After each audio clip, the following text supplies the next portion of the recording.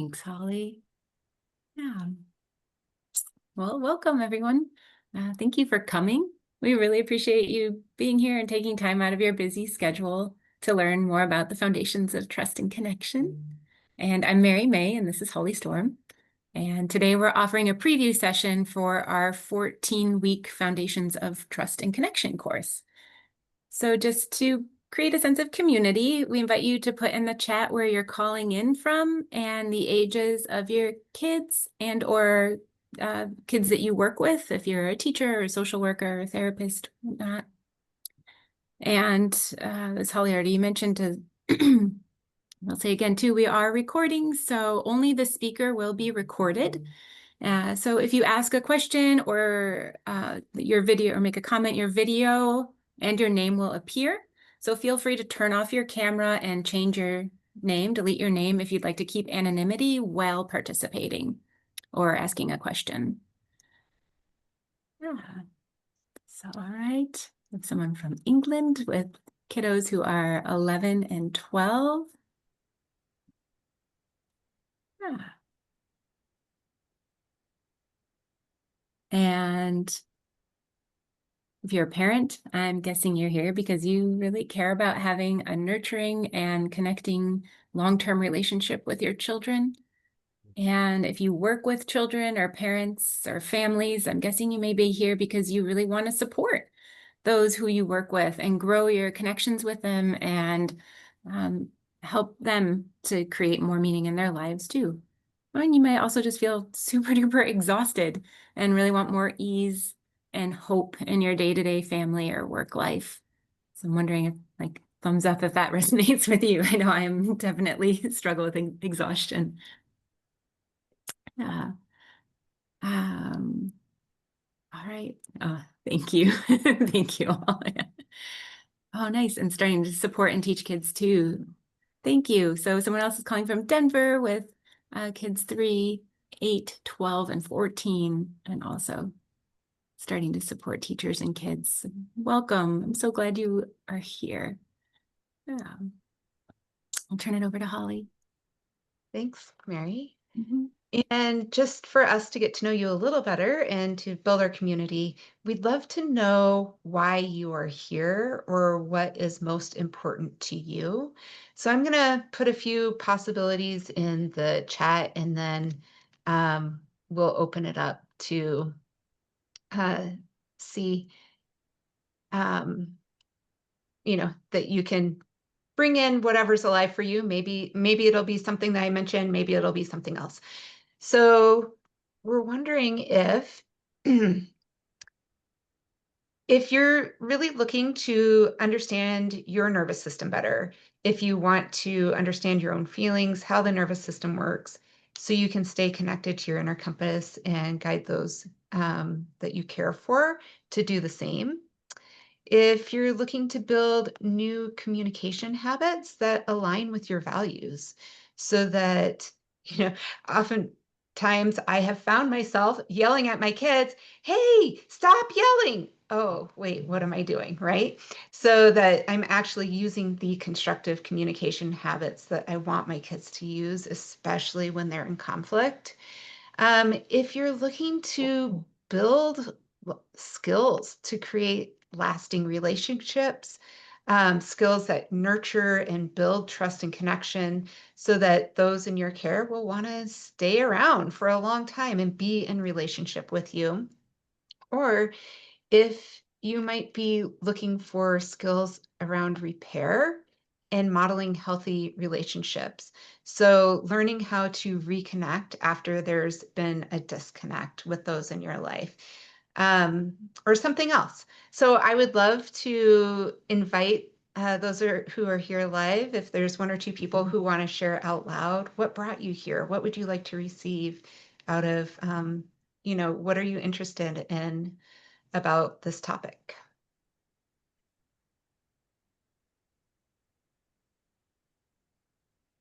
I don't mind going first. I just want to let Rebecca have a turn. Perfect. Go ahead. Well, let's see now. I mean, I'm looking at those 4 that you put down, and B and C are definitely the ones that are singing the loudest to me. Mm-hmm. I definitely try to, with my children when they're having a moment, try to get that connection first so they feel like we're on the same wavelength before helping to, divert them or help them learn what that item is that they're trying to achieve. And I'm trying to do more with modeling what you should be doing rather than telling off for what they are doing. Because then you're telling off what they're doing wrong, as well as teaching them what they're supposed to be doing right. Like, I think after a number of years, they already know what they're doing wrong, but they don't Yeah. necessarily know how to do it the right way. So I'm trying to skip through that step a little bit more with Yeah. mixed success. Awesome. Thank you so much for sharing, Richard. Rebecca, did you want to share? Sure. I definitely agree, BNC, although so my family, we're all neurodivergent, and so it feels like it's only D, like we only have hard moments. Some of the time it feels that way because um, when you're navigating communication through a lot of different barriers, it and so a lot of it comes with intense reactions and interpretations of communication that tap into fight or flight, and we're not all in our rational brains.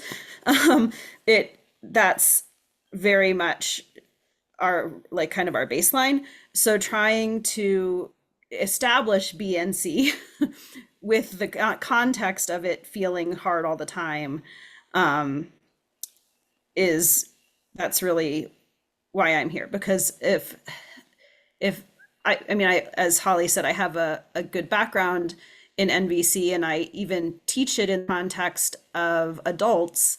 But when it comes to my own kids, it's, after a long day and we're all tired, it's a very different, it's not an intellectual exercise. So trying to get it more to that instinctive default place where it is the habit and we have the skills because I do want lasting relationship. Yeah. Yeah. Oh, thank you so much for speaking into that, Rebecca. And I really want to acknowledge how much it becomes our behavior that's doing the expression, especially when we're working with small children and with many neurodivergent children, because it is our nervous system. It's the energy that we're carrying that's doing so much of the speaking, more so than our words or any logical argument that we could make. So really appreciating you naming that. So for those who are watching, if any of these ideas speak to you, please know you're in the right place. And for those that spoke, know that you're in the right place. As you'll hear when we tell our stories, these values of leadership, joy, creating joy in our families, having repair, and really having lifelong connection are dreams that we hold close to. So our approach draws from a number of trusted resources, and all of it's around creating secure attachment. I'll talk a little bit more about that later, but just briefly, this includes some of our resources that we use that we bring in our resources in child development, nervous system and brain science, and then, of course, compassionate communication that we already talked about, often called nonviolent communication. So everything we share is grounded in these principles to support you in creating the relationship with your child. So today we're really focused on the nonviolent communication or NVC piece of our work to give you a sample of how to bridge conflict to connection, or even since each of you have done some of this work, just allowing you space and the opportunity to be in a container to really reflect and be held while you're applying it, because so much of it gets integrated into our nervous system from this aspect of reflection and practice, an opportunity to be held ourselves by others who have secure nervous systems and can hold us while we're processing this work. So our outline for today is that Mary and I are going to share our stories, and share a little bit about ourselves. Then we're going to walk you through an interactive exercise where you're actually applying this work to a situation in your life. And last, we're going to share about the program that we're offering. So you can learn some of the nuances about how to shift practice and dig deeper. So I'm going to hand it over to Mary to introduce herself. Thank you, Holly.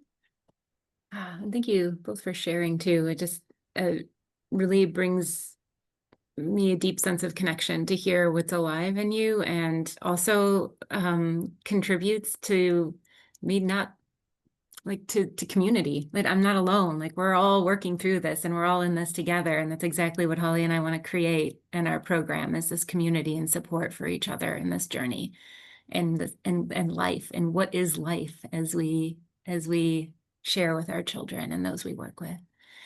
So thank you. I am so happy to be here with you today and for the opportunity to share and learn a little bit more about you and grow together. I live in Chesterton, Indiana, which is a town that's about 45 minutes outside of Chicago. I have two daughters who are 5 and 7, and I live with them and my husband and our dog Buddy. My background is in education, and I was really driven by my passion to support students in knowing themselves and finding their place in the world. And that is really what inspired me to become a social studies teacher. So my degree is in social studies education, and I have a minor in gender studies. I also hold a Montessori teaching certificate and taught for many years at a Montessori lower elementary classroom. And I taught in a variety of other educational settings for 15 years before having my children.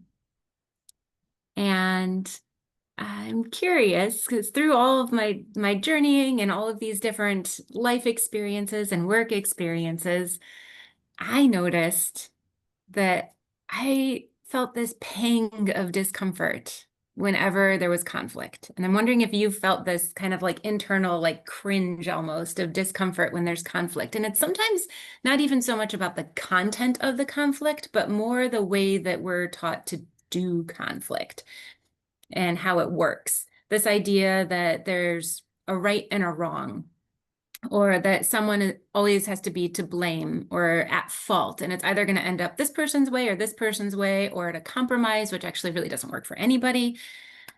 So I noticed this pang of discomfort often. I noticed it when I was supporting students who were having conflict, and we would sit at the peace table, and I really focused on understanding.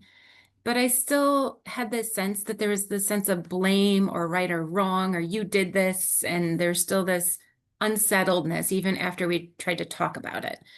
And I noticed this pang of discomfort when I would work with the parents of the students I work with, and how much I loved their kids so much, and I would do anything to support them, but somehow that wasn't coming through in my communication, and there seemed to be this distance that I experienced between parents and me, no matter how much I wanted to collaborate and work with them.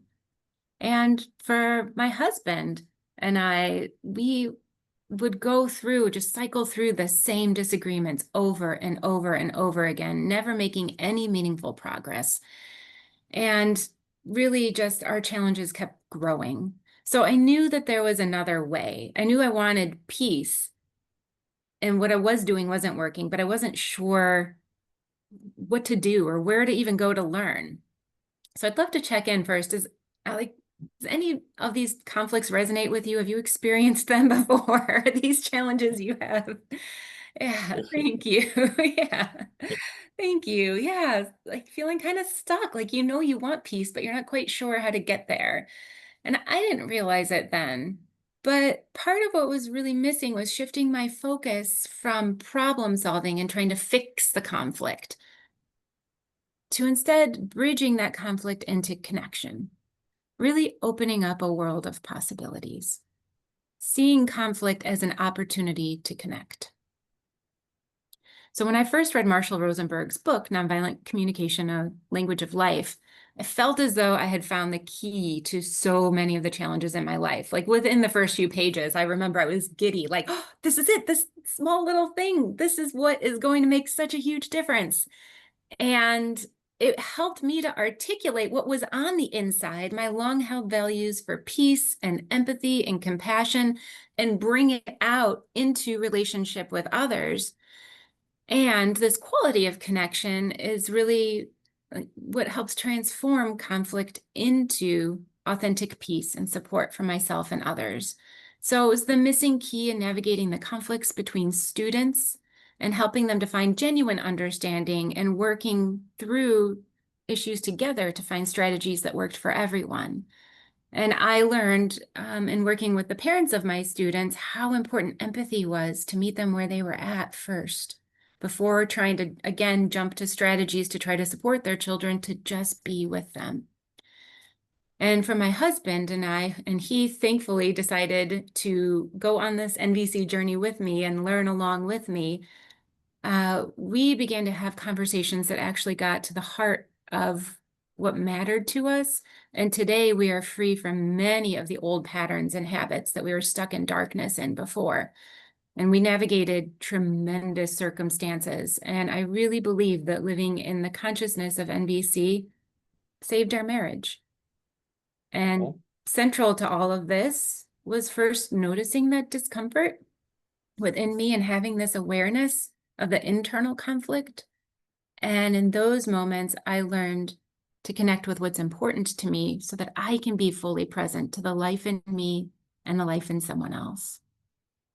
And I do want to just say too that transparently, I feel a lot of sadness that I didn't have this awareness and skill when I first started teaching, or when my husband and I first started our relationship.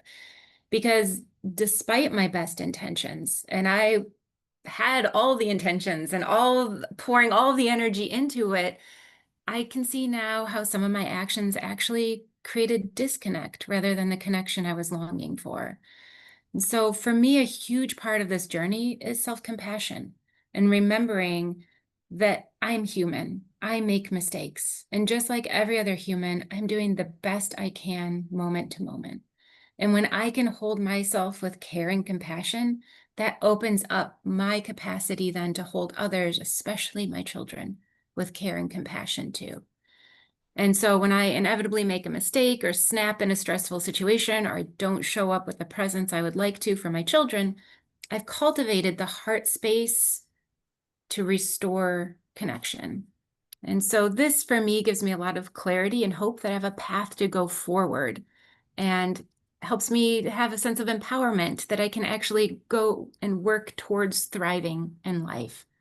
And having words and practicing these skills that help me to align with my intention of love and peace and connection and care with the way that I actually show up is what we're eager to share with you in our Foundations program. So as I attended trainings and started sharing NVC with my students, then their parents became curious, and then I realized, oh, I love this. So I have been sharing NVC for about 9 years now. I'm a certified trainer through CNVC, and living NVC has supported me in fostering connection in my life with my children, supporting our relationship of trust that we can navigate challenges together. And I feel really passionate that all people, children and adults, experience the peace and the love and connection and the freedom that living in the consciousness of NVC can bring. So it's really my honor to share with you and support you in cultivating peace and connection, and in creating our community, this community that Holly and I have started and are so eager to continue and bring more people in. Because one of the biggest things I've learned in my journey is that I need community. I need support from others. And we hold each other. It's kind of like what Holly was saying at the beginning. We can be the space to help you, to help receive what is alive in you, and the calm to help regulate and practice so that then you can go out into the world and with your family. So I'm wondering if community has been important to you, and or if that's part of what brought you here and what you're longing for is some community. So thank you all for being here and for hearing my story. And I'm really looking forward to working with you and creating the world that we want for our children. Thank you, Mary. So I'm Holly Storm. I'm a certified parenting and life coach, and I share nonviolent communication as an uncertified facilitator. That doesn't mean I was certified and then there was an "un" to it. It just means I haven't done that yet. I live near Denver, Colorado, just west of Denver, Colorado, with my husband. I have two boys. One is 14 and the other is 10. And we have a big fuzzy portadoodle named Shadow. So in my work, I help parents tap into their inner wisdom, build a deep sense of belonging, connection, trust with their children, really to build these relationships that stand the test of time. Because I'm guessing I'm not unique in that I want my kids, when they're adults, to not reach out to me or come home for the holidays because they have to, or this sense of obligation, or they have nowhere else better to go. But I want them to want to. I want them to desire to have that connection with me. I see one nod. Do you guys yeah relate? Yeah. So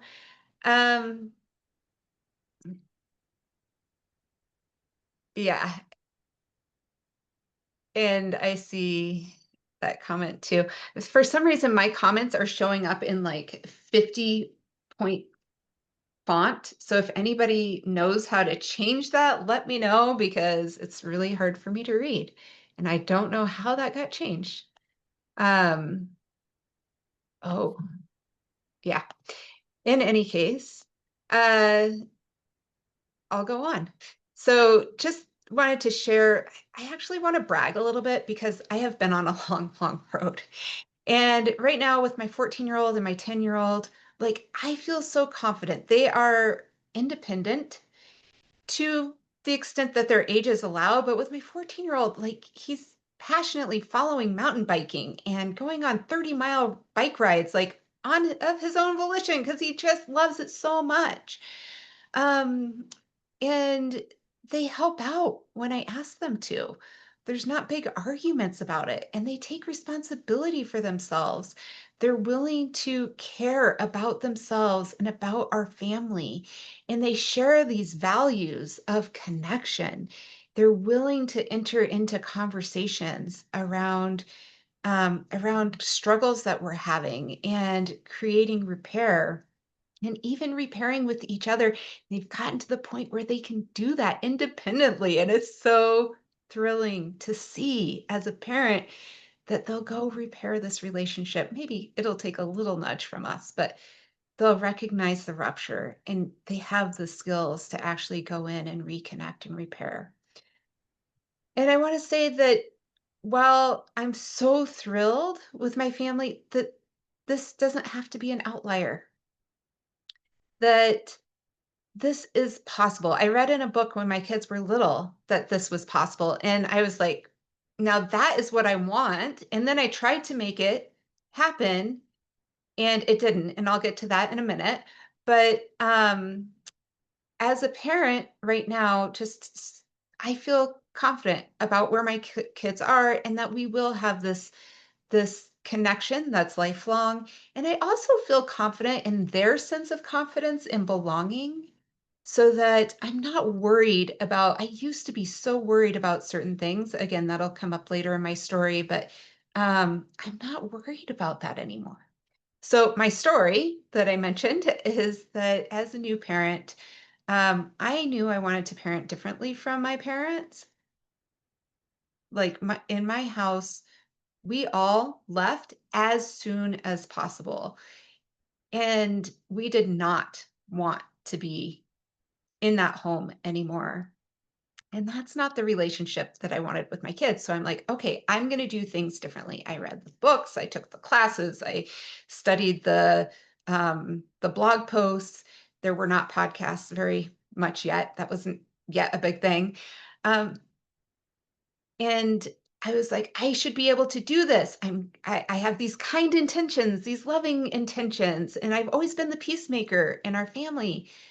But despite that, all of these old patterns, all these old habits from the way I had been raised, the mindsets and the little voices in my head judging right and wrong and all of this, those were all living inside of me.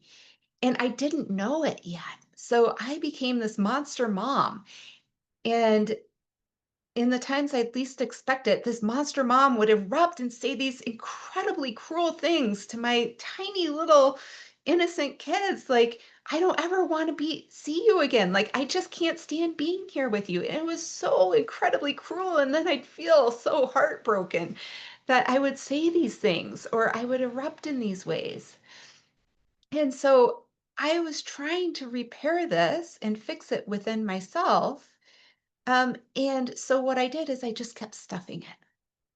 I was like, okay, I can't be that person. I need to be calm. I need to be cool. I need to be connected. And so it would show up that I would be calm, calm, calm, calm, and then I'd blow up. Calm, calm, calm, calm, blow up. And what happened is that created a sense of anxiety in my kids because they didn't know what mom they were going to get. Are we going to get the mom that understands and is patient with us, or the mom that just doesn't get it and is completely disconnected? So by the time my oldest was the age of 7, he had debilitating anxiety and volatile emotions himself. And frankly, he and my younger son weren't even safe to be in the same room together. I had to like stand there in protection. And I was absolutely terrified that this 7-year-old would grow to be a teen that followed in our family patterns of addiction, depression, and suicide. And as I mentioned, I am not worried about that now. I have a teen and I have full confidence that that is not the direction for him. And I'm so thankful for my journey that's allowed us to get here. But the shift in focus really came when I started doing this work. Because when my son had that debilitating anxiety, when he was experiencing those volatile emotions, I kept trying to fix him. I was like, oh, he needs this intervention or that intervention and this therapist and that, and we just haven't gotten the right, recipe down yet. But what I learned through this work, when I was finally introduced to it, was that he didn't need to be fixed. He needed to have certainty that he had caregivers that would show up in calm, love, security, and trust. He needed to know that he could have a hard time, that he could get dysregulated and have big emotions, and that that was safe. And my calm nervous system actually helped him regulate so we could work through the conflict, work through whatever the problem was, and come up with creative solutions. But he couldn't do that when I was getting dysregulated too. He needed me to be the stable pillar in his life. And that doesn't mean I'm not allowed to have my own emotions. Quite the opposite, actually. Much of my journey was learning that is so, so normal and human to have this dysregulation. I no longer had to hide that anymore and stuff it down, but I got to honor that and greet it with self-compassion and learn from it. Learn from these emotions that they're messengers and they're trying to tell me something really important. And so it's through NVC that I learned to tune into my body, listen to these emotions, and gain the deeper messages inside. Through this journey, I've learned to, again, actually feel my body, which I didn't even know was a thing before. I always tried to numb my body so I could do marathons and whatever else. I thought I was so special because I could numb my body to like this fullest extent. So it's been a long road, but I'm able to actually feel my body, lean into my body, set my own boundaries and communicate those with love and respect, and really from a needs basis, where it's not such a firm, hey, here's a wall of disconnection because I'm setting a boundary, but these are my needs. Are you willing to contribute? And if they're not, like looking at their needs too and working through these solutions together. And then repairing relationships. Again, recognizing that these old patterns, they're still in my nervous system and they come out of every once in a while. And that's so human of me. And so coming back and repairing. And it is an ongoing journey that I'm continuing to grow in this community, in other communities that I'm a part of. And I really, really appreciate having community as part of my journey as well. And again, that's why Mary and I created a community, and that's why we're offering it. So moving on a little bit, I would like to share our vision. So our vision for this program is to provide foundational guidance along with ongoing support and community for parents who want to build this lasting trust and connection with your families. And I'm curious, Mary and I have talked a lot about connection and our needs for support, but do you guys agree that this is something that parents generally need and desire? And is it something that you feel could fill your hearts as having more sense of community and support around parenting? You could put a one or go ahead and unmic and talk. Yeah. It depends upon the Yeah. day.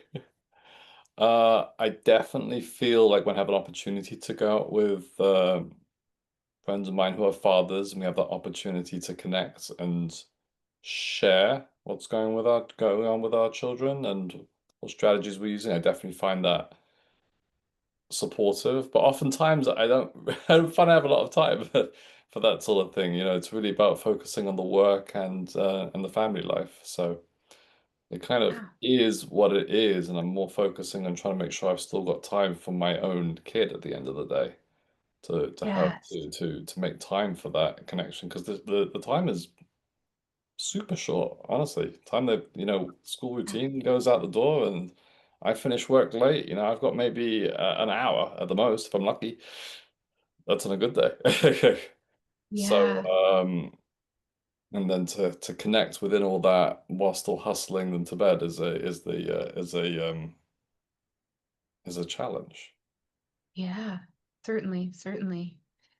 Yeah, and I don't know about you, but I've had opportunities to connect with other parents, and sometimes they're just not as fulfilling. I'm going out for a beer or something, and it's like, yeah, we talk chit chat or whatever, but it's not this deep sense of connection.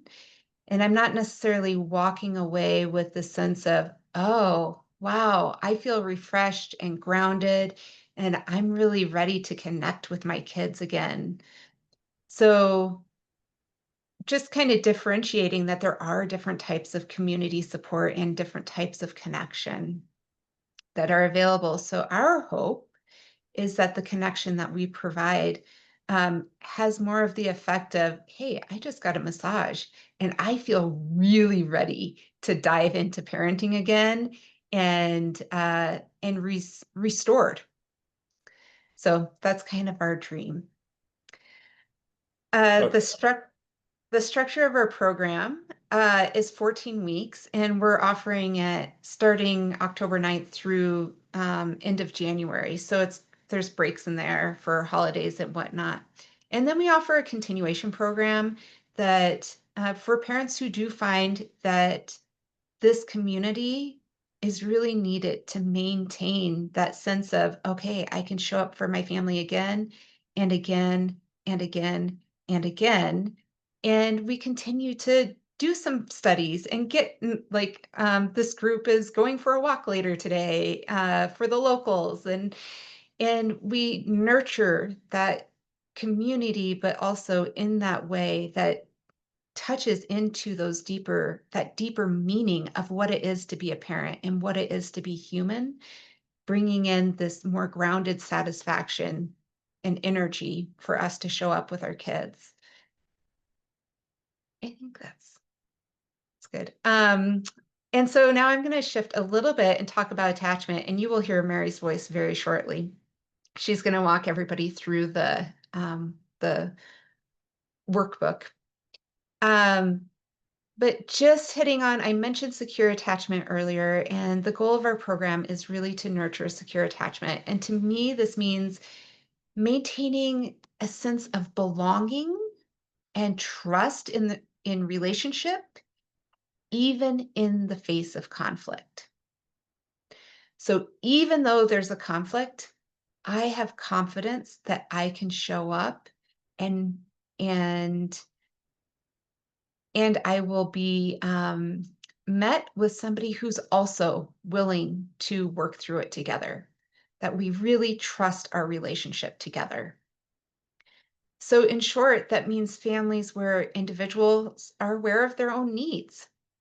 They feel empowered to make requests to meet those needs. So children and parents that advocate for themselves. And while we're advocating for ourselves, also holding the other person's needs with care. And that piece of holding the other person is what creates that trust. And some of the benefits of secure attachment are that it enables children to eventually fly independently and form healthy relationships. It encourages children's curiosity by reducing fear and anxiety about the world. And it really helps children to learn their internal compass so that they can have a sense when things don't feel quite right.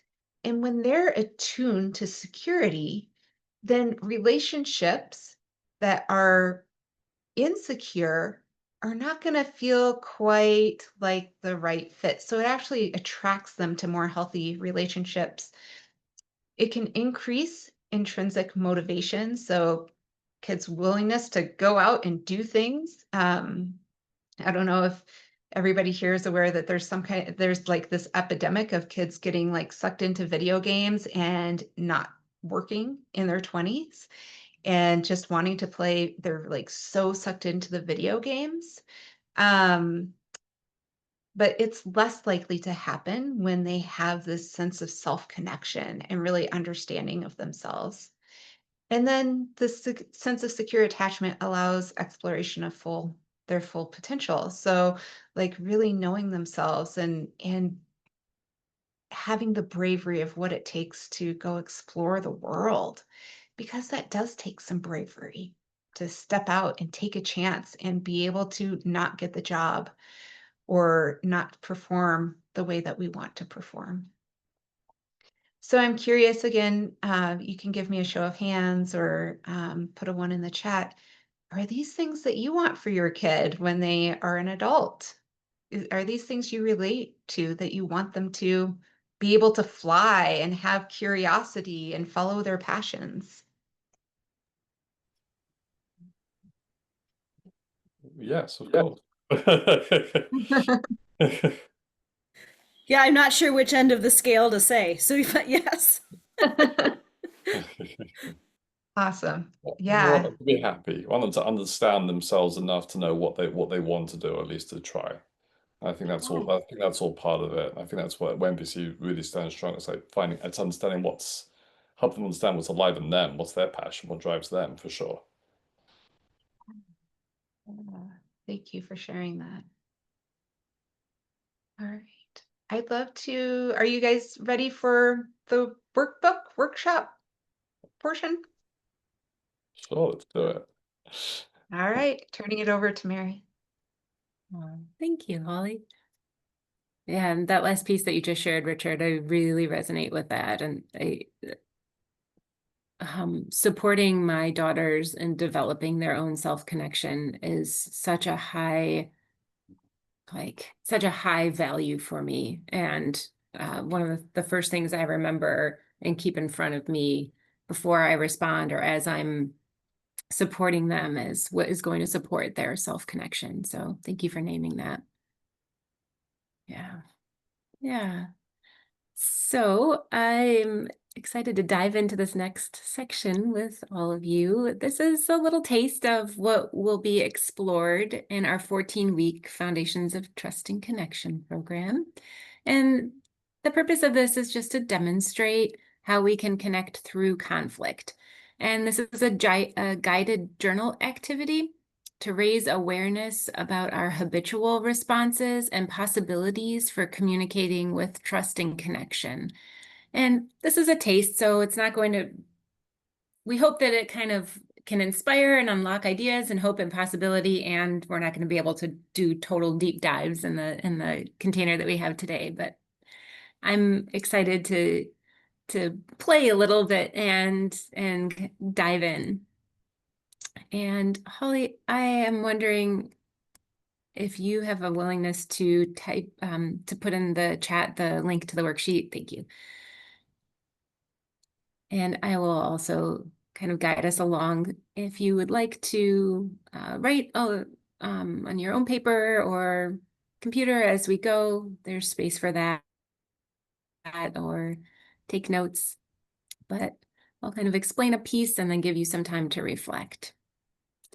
So we invite you to think of a conflict with your child, something that didn't go as you would have liked for it to happen, preferably something recent that still has some energy to it, like on a scale of 1 to 10, maybe like a 3. Not the largest challenge that you're facing now, but something that would still be meaningful to work through. And step 1, which is in the journal, is the observation. This is also the first component of nonviolent communication. And the observation is specifically, what did someone say or do? What happened? And I'll use an example just to play along with you and help explain the different prompts. My example is my parents had just arrived to watch my daughters so that I could be, I serve as an assistant for another course, and my 6-year-old was upset about something and closed herself in the upstairs, which is where all of my materials were for my class. So that was my observation. We'll give a minute so that you can write down, think of a situation and write it down. And if you have any questions, please let me know too.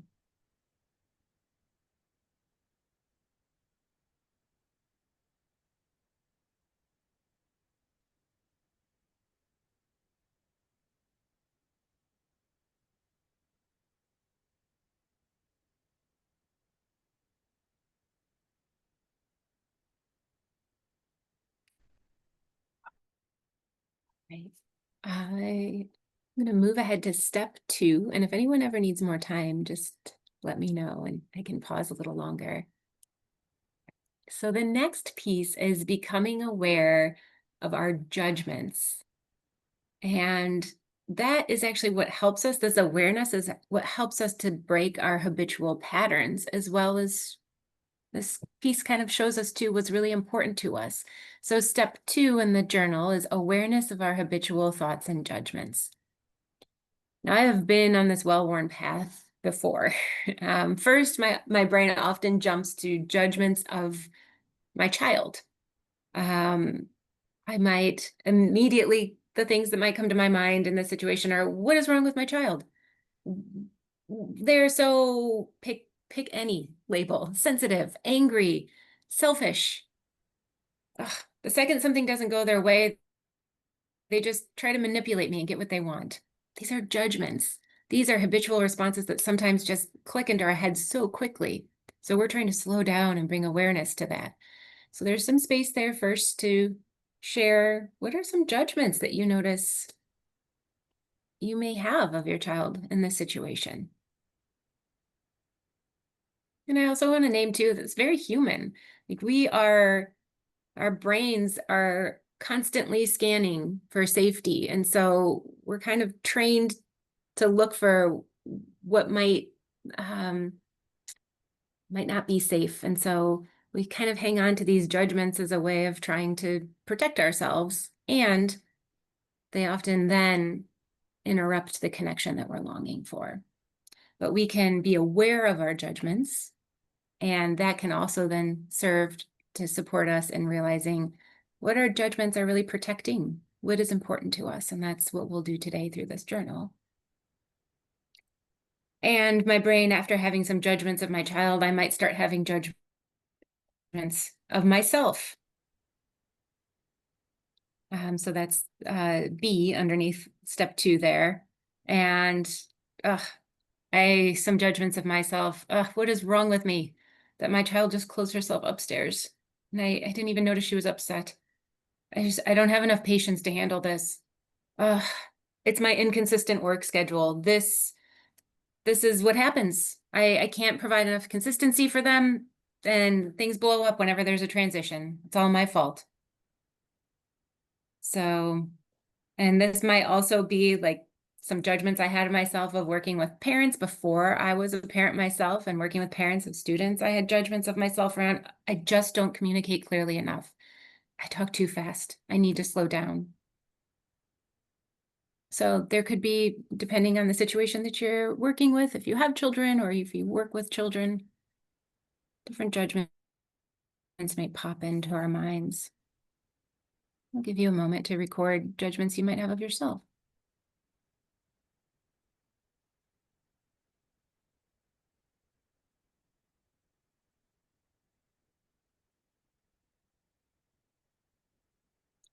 Now, if I am taking this well-worn path in my head, I will start to believe these judgments of my child and myself.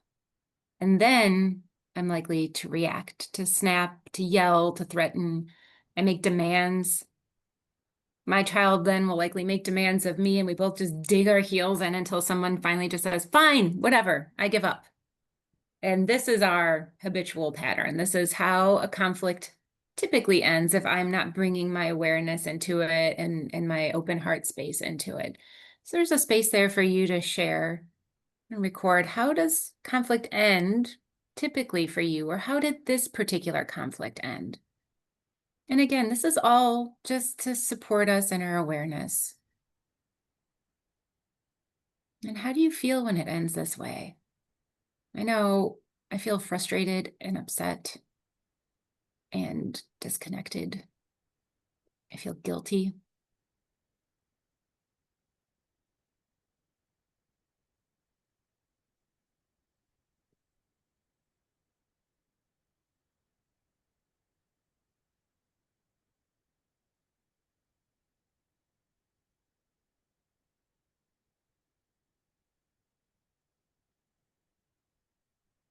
So I'd love to hear if anyone would like to share in about a minute or less, just how do your conflicts typically end? How do you feel when they end that way?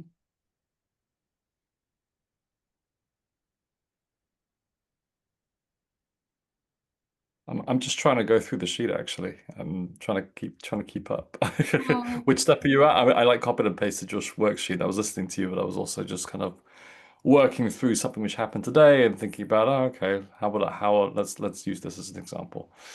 yeah. Yeah. Would you like some more time? I'm at step 4. Maybe one more minute. Yeah, we're at step 2 right now, so we still have 3 and 4. So Okay. we'll get to 3 and 4 next. Yeah. So you want me to talk about 1 and 2?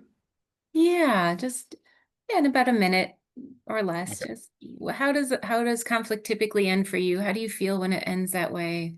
Or When anything it else? ends, Like maybe when it ends what way? I'm sorry. I was like half typing, half listening. I apologize. that's no problem. Yeah. When this conflict, however it went, the prompt was to choose something that maybe didn't go the way you were hoping for it to go. Mm. So how did it go? How did it end? How did you feel at the end of that? Well, it normally starts when one of my children is in a bad mood. Normally because they're tired or because they're hungry, especially first thing in the morning going to school. And I'm trying to giraffe what's going on inside them. Okay, they're tired. Okay, fair enough. Okay, they're hungry. Let's just get something together. It's kind of like being water to fire.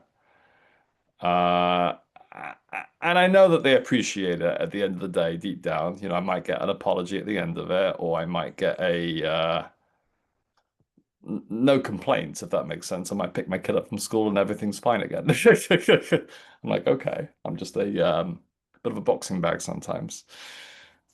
But it would be nice. What something I struggle personally is finding the connection when they are in an upset mood. I find that sometimes quite hard. Like I'm trying to echo what's going on. Okay, you're upset because of this. I'm like empathy guessing. I'm trying to make sure that they feel heard, understood, but maybe it's the way I'm doing it. It's just, it sometimes lands and it sometimes doesn't land, even though the effort is there. I'm trying to make you feel heard. I'm trying to make you feel understood. I'm trying to help understand how I can support you. So that's something which I have mixed success with as a parent, Yeah. depending upon the situation. Yeah. And Yeah. something So I want, something I want, that's something that I want to get better with. I want to be able to land that connection every time, no matter what the situation is. Mhm. Yeah. Yeah. So really hearing that you're working to meet them where they are when and guess their feelings and needs in that moment, and really noticing that it's not the connection that you're hoping for in that moment. And Yeah, because I know that once we have that connection, things tend to smooth out. mm, So with, I don't know, with my son, it might be playing a computer game with him. Like he's angry, hey, you want to play a game? And then while we're playing a game, okay, now we're connected, now we can talk about it and it's fine. mm, You know, it's about getting over that hump and getting into the connection. With my daughter, it might be something completely different. Maybe it's playing with her new pet, her new pet hamster, and then everything's fine, and then we can get over that hump. mhm. But they definitely need to feel that connection before they can feel heard or guided or anything like that. But once the connection's there, it tends not to be an issue. Mm. It's Yeah. just about It's about helping them feeling like you get where they're at. And I think that's the thing that's what most attracted me about the title of this course. I Yeah. hope I'm answering your question directly, or if I'm just going a little, if I'm going round, and maybe off peak a little bit. But this is definitely where I'm at, and I'm looking down this list. I'm like, okay, what happened? What's my judgment of my child? You know, because obviously we have habits that we're used to seeing. What's our judgment of myself? Well, yeah, I know that sometimes I nail it, and sometimes for whatever reason I don't, but the intention's there. Um, but definitely anything I can do to help them feel connected before and quickly is a win. So any strategies which help with that, I'm all for. Yeah. Thank you for sharing some more, and also just really hearing your heart and your intention for a connection, and to be there with your kids through the moments when they're having their whatever feelings they're experiencing.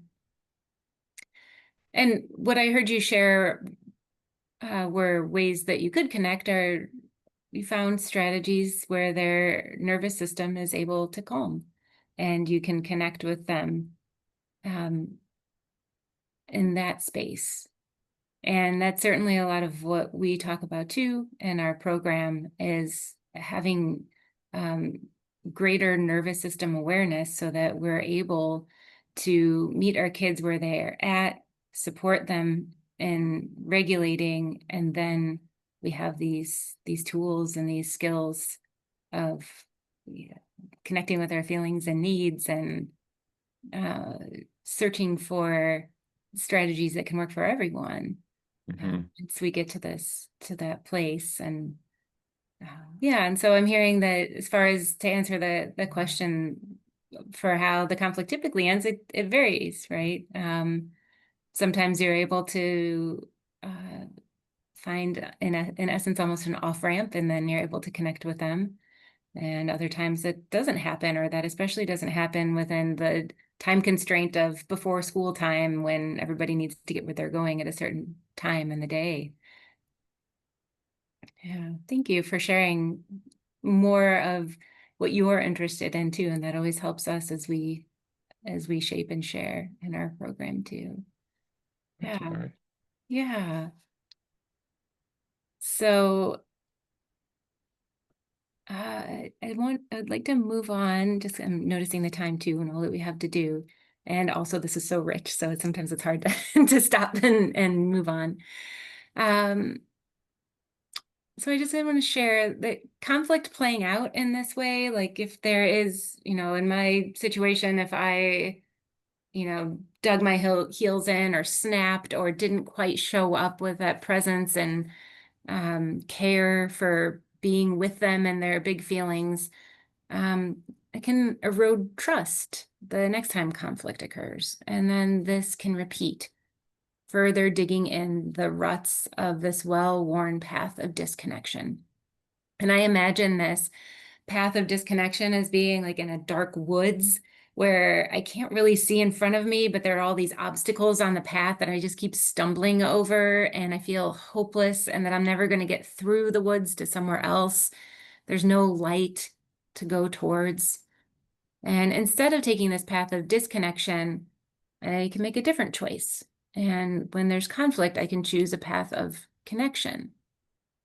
And on this path, I can observe my judgments and get curious around what these judgments are telling me is important. And the process that we use to do this is self-connection. So now we'll move to the self-connection part of our journal, which is step 3. And I invite you to take a moment as you think about this conflict that you had with your child recently, and just connect with what you're feeling. And for some of us, it may be easier to notice our body sensations first and name those, and then name feelings. And when I think about my situation and I observe my judgments that I may have been having about my child and about me, my body felt really constricted and I was feeling really frustrated and discouraged. So I invite you to connect with your feelings and name them, and I'll put a short feelings list in the chat too, just in case. I don't know if your worksheet is up or not, but then this way you'll have it.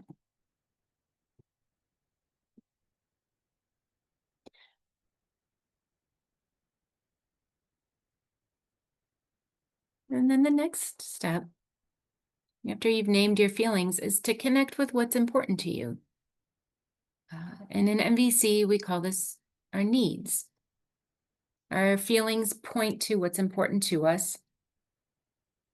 And we believe that every human has the same needs. These are universal needs. It's what it means to be alive. And every action that we take is an attempt to meet one of these needs. So when we are connected with our needs, we're connected with the life in us and the life in others.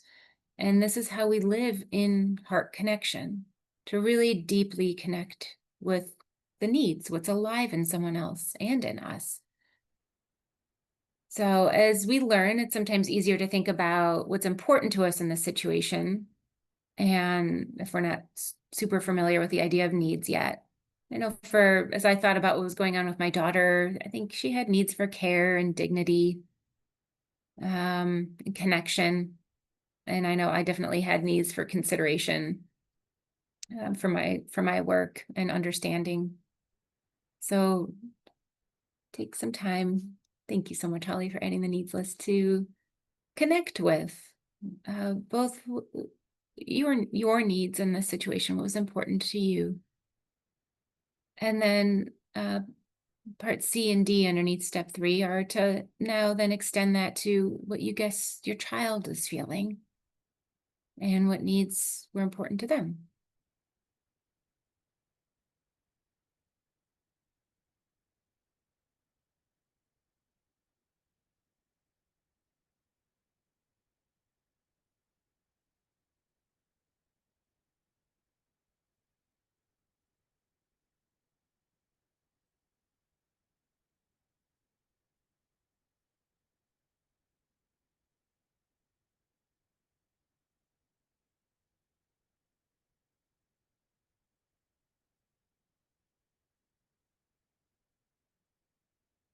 So one of the things I learned in my journeying around connecting with feelings and needs is the difference for me between being in my head and just naming feelings and needs and really dropping into my heart. And this actually really came alive for me as my husband and I were working through different challenges. And he was guessing feelings and needs and reflecting and doing all the things, but yet we were still stuck. And finally, the request came to me that I just wanted him to hear me with his heart. And that spoke to him. And that's something that has stuck with me through this journey too, and supported my deepening and greater integration of nonviolent communication. Is I can, on the surface, name my kiddos' needs. Yeah, you need safety, you need security, you need connection. But what I want to do in part of my practice is actually dropping down to my heart and sometimes actually put my hand on my heart to really connect with their needs. And that, for me, creates a shift within myself that I believe my daughters can sense as well, and helps them to drop into their heart space too. So when I'm connected with my now curious and open heart after connecting with my feelings and needs and their feelings and needs, I can check in to see if my guesses are true for them. I can share what's important to me without demanding anything. So I might share, I'm feeling concerned for you and what you're experiencing. And I'm also feeling nervous because I really like to arrive to my class on time. I can guess, are you feeling scared and really wanting connection? And I can also ask, do you have any ideas for how we can go forward so that what matters to both of us can be considered?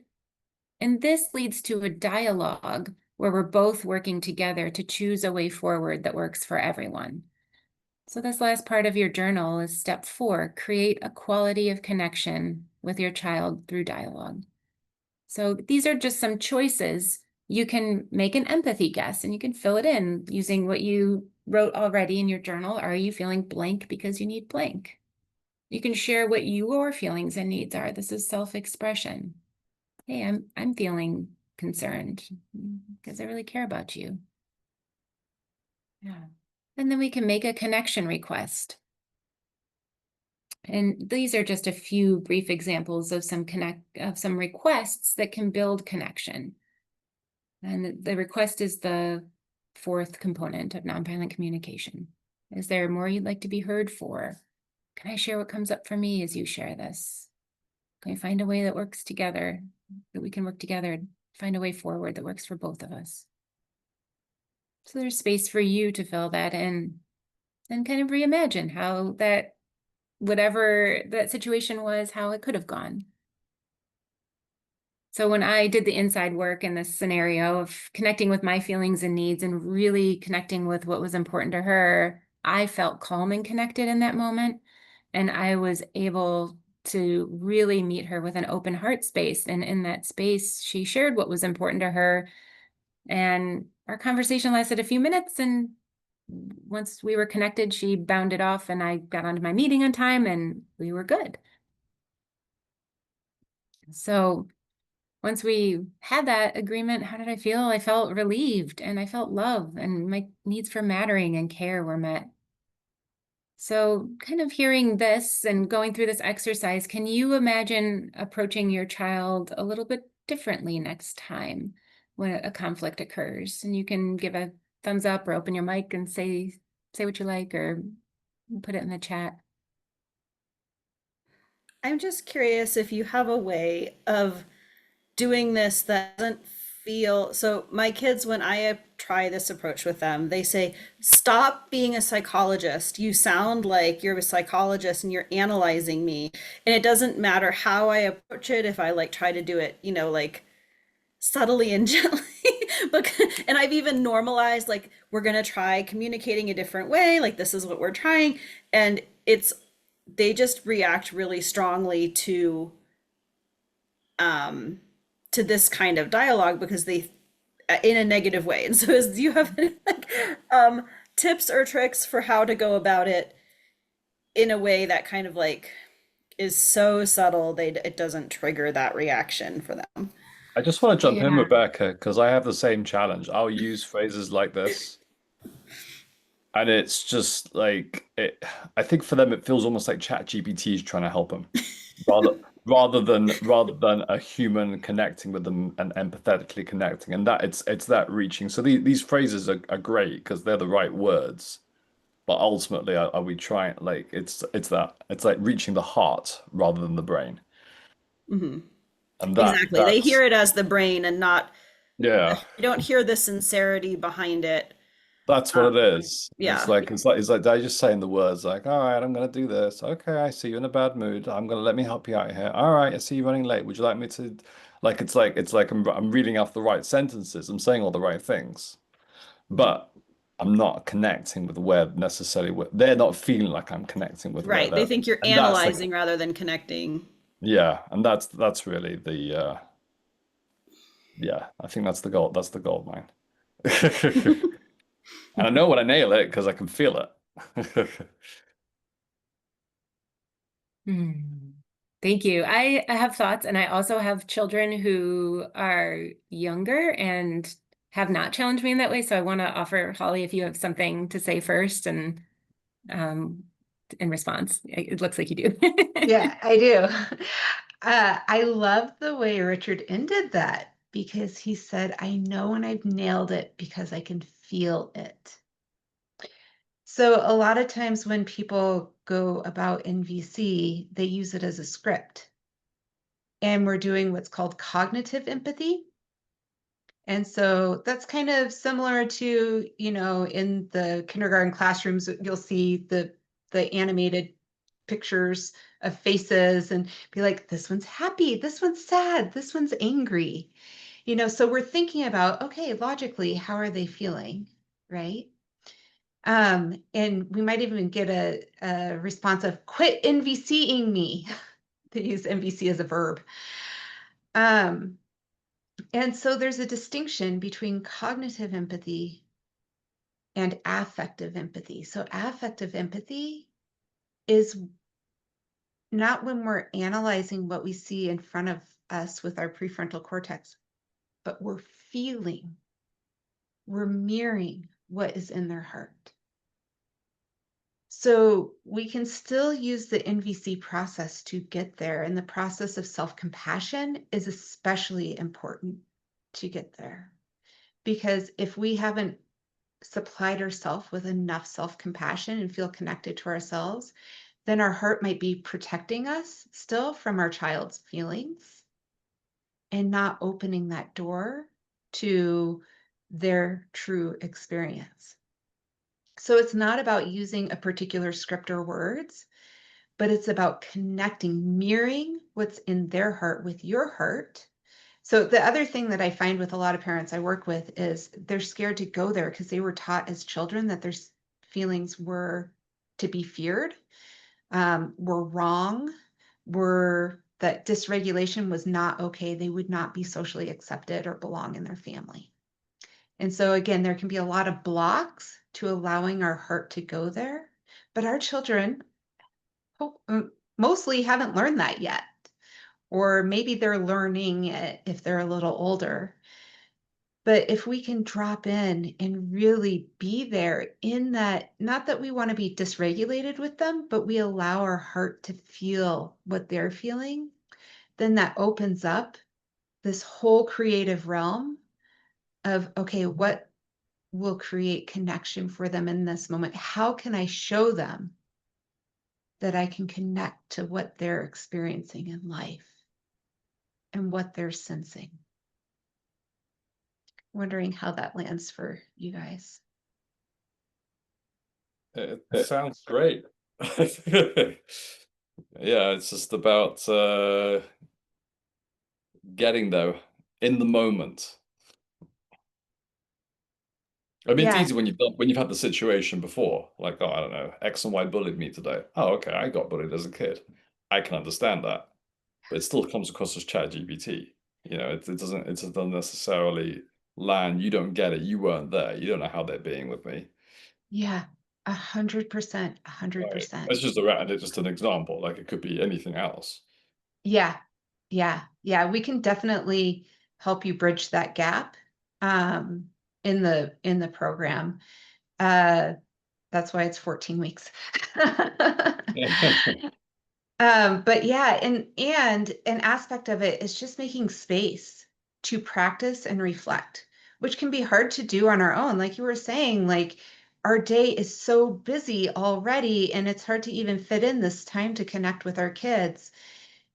But even taking 4 months or 1 year to put aside time to reflect, it becomes more internalized and it lives as a new habituated way to respond. So currently we respond with these habituated responses that Mary mentioned, like of judgment, of a lot of them are disconnection because that's what we experienced in childhood. But we can actually, our nervous system has capacity to rewire and respond from a new habitual response, from something that's an intentional habitual response.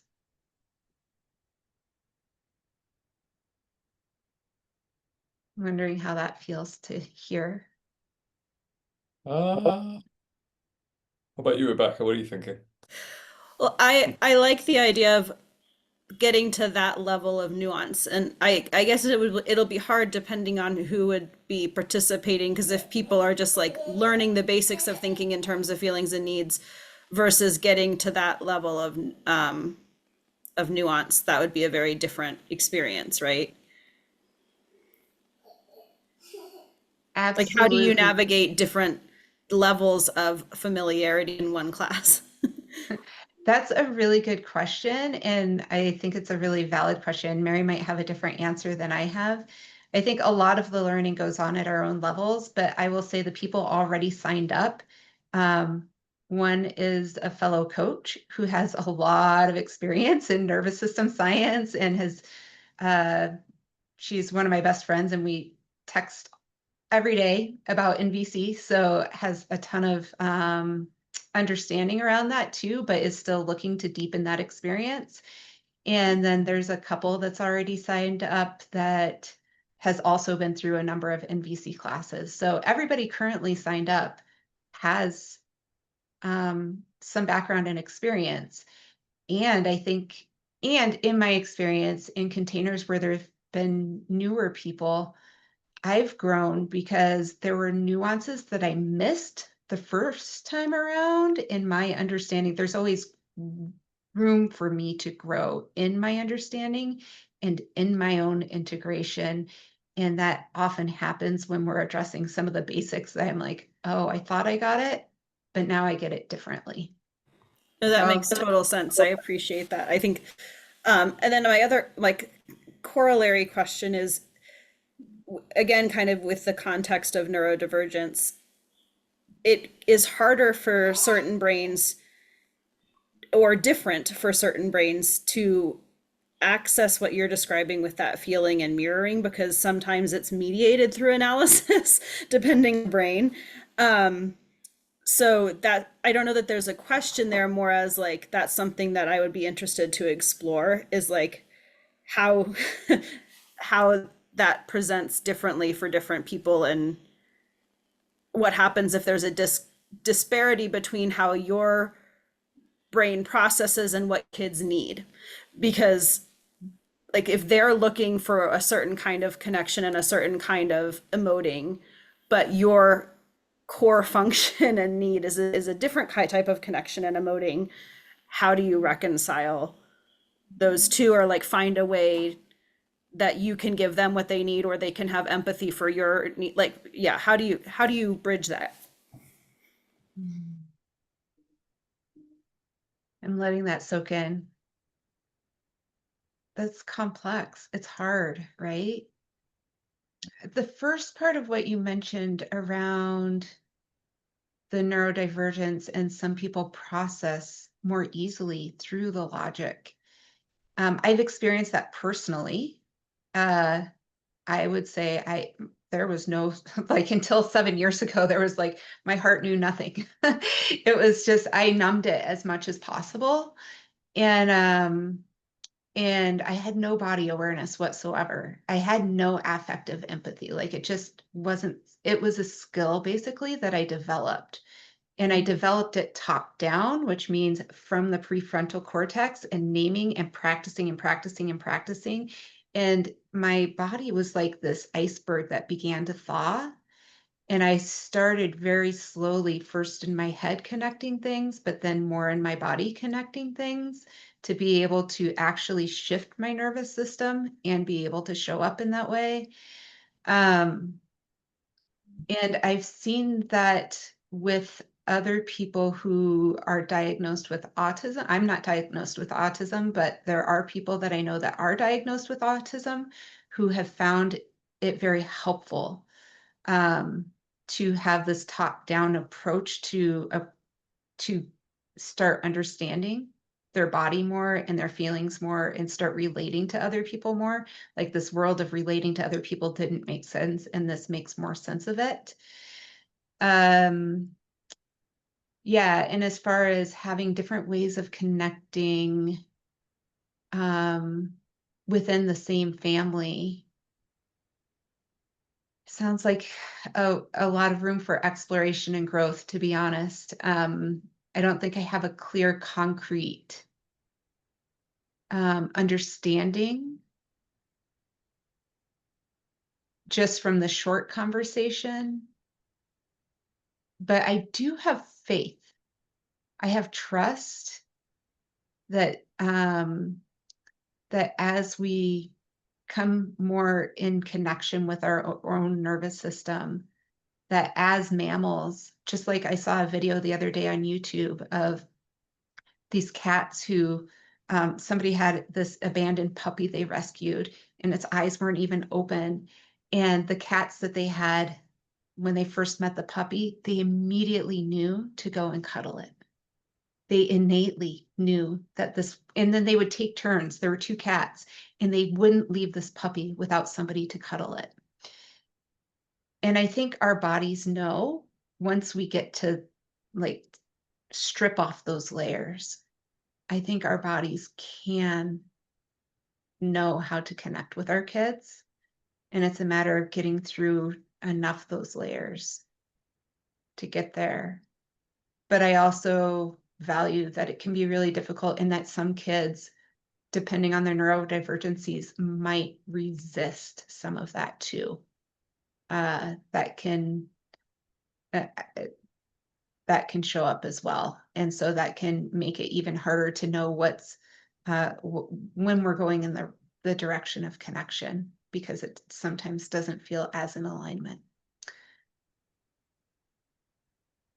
Rebecca, how is that landing? And I also want to turn it back over to Mary for anything she wants to say. No, I'm just taking it all in. I appreciate, I agree. I think everything that you said made sense. Okay, thanks. Yeah. Thank you, Holly, and thank you both for the questions too. I am noticing the time, so I think our exercise wrapped up with actually some great questions. So I'm grateful for that. And Holly, would you like to share more about our program before we close? I would love to, and I really want to respect that we have 5 minutes. So we were going to kind of walk through, the different pieces of the program. And I think we're going to skip that part for today, but we really do in this program go through all these different levels of the nervous system and leaning into our bodies and all the different levels. We visit many different levels and facets of the human relationships. So we have a bigger, broader, fuller image of what's going on, both cognitively and in our hearts, in our bodies. So I want to share that if you resonate with what you've experienced today, I encourage you to check out our program online and to sign up. There's a place near the bottom that offers a few different ways that you can contribute to our energy for providing this program. For the 14 weeks. And we're really wanting this to be accessible for every parent who wants to do the work. So I know there's a lot of options there, and I don't want that to be a reason that you don't sign up. If you're in doubt, sign up at the sustainable level if that's doable for your family. If you're like, wow, I really want other parents to be able to do this that can't afford it, and we have a little extra, like we have some money in savings and we're meeting our needs as a family on a regular basis, then sign up as a supporter, like if that's what's in your heart. And if you're in a place where you need a little extra support, you're having difficulty paying the bills every month, or just barely scratching by, with your income and expenses, we get it.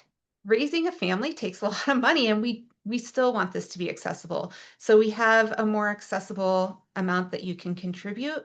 And if you still need something beyond that, Mary and I are creative people that like to be inclusive and come up with solutions. So we will figure out what works for everybody. And please engage us in dialogue. Please know there's no judgment, because we really, really, from our hearts, want everybody who has any interest in doing this work to be able to participate and to have community support. That is so incredibly important to us. We've heard, like, one of our participants, Emmy, really said that this contributed not just to her relationship with her child, but to every single relationship in her life, to friends, to roommates, to partners and coworkers, family. And she said, I highly recommend this class for anybody wanting to know how to communicate more effectively and to learn how to be more compassionate and heart-centered. Another participant, Kara, said the compassion acceptance has just been amazing. So I could go on, but I do want you to have a feel for how it works. Once you sign up, there's just a down payment, and then every option is actually a payment plan. So you're only charged once a month over the 4 months. And so after you sign up, then I send you a welcome and the schedule, and we have these weekly live calls that are an hour and a half that we really try to end on time. And in these calls, it's very interactive, like today, where we're introducing information, we take questions, we're working with these skills real time so that you can get the integration, really apply this to your learning, because we have 3 levels of learning. One is cognitive, another is our nervous system learning, and our doing. So all 3 of those parts are important to engage, and we help you engage all 3 in that process. And some of the bonuses you get is you have 2 facilitators, which is really unusual for programs. We have a combined 30 plus years of experience. We're really creating a community where people interact. And then we have a special bonus that through October 2nd, if you sign up at the sustainable level, that if you're bringing a guest, a partner, a friend, somebody else into this work, that you each get $150 off that sustainable level of contribution, because we see bringing other people into it also contributing to the sustainability of nonviolent communication as a whole work across the world, but also to our given community. And we really, really appreciate that. And there's an extra bonus in there that if you're bringing somebody with you, you have somebody to practice with that has the same skills and information and background. And it really can grow the levels and layers of your personal experience. So I think that wraps it up right, a minute late. And so I just want to, in case anybody really needs to run quickly, I want to thank you so much for being here today. We are truly honored to have you invest this time, and we are honored and hopeful for the possibility to walk alongside you in your continued journeys, and look forward to getting to know you better, and creating a more peaceful world with all of us. And if you don't have to run, I'm going to turn it over to Mary to also say goodbye, but also to open up to any questions. Thank you, Holly. Yeah, so yeah, if you have to go, we're right at time, so we totally understand. And if you have any questions, we're happy to stay on a little longer. And we also really, really love hearing anything that you're taking with you from our time together, if you'd like to share that as a close. I think the one thing that hit home for me was this concept of affective empathy versus cognitive empathy. So that was definitely a light bulb for me in terms of how maybe why sometimes I'm connecting with my kids in a crisis and sometimes I'm not. And maybe they're feeling that difference because the intention's always there. But I'm definitely going to try and see what I can do conceptually to allow my heart to feel what they're feeling and see if that helps. Yes, So same. That's exactly what resonated the most with me as well. Yes, because my default is to be cognitive, and for many reasons. And so yeah, learning that, not just learning how to feel it, because I feel like I can. It's more how to authentically express it in a way that works for me and for them. yeah, for sure. And having the capacity to get there. Oh yes, the capacity is a whole other conversation. For sure. Yeah, I think that's good. I think oftentimes I'm a little bit more like water with fire with my children. It's like I get where you're at, I'm giraffing where you're at, I understand you're struggling. But even though I'm not adding fuel to the fire by being peaceful, they're probably not feeling that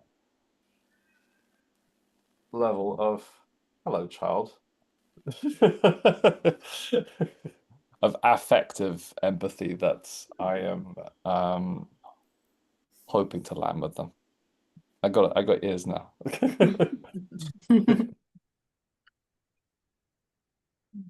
Oh, thank you both for sharing. I'm celebrating the light bulb moment and the hope that I hear, and the openness of a deeper connection with yourself and your needs, and how that can open to a deeper connection with your children, and then open up all the strategies for how is it that we can express ourselves authentically and support them in a way in which they are likely to receive that support and know that, hey, I really am right here with you.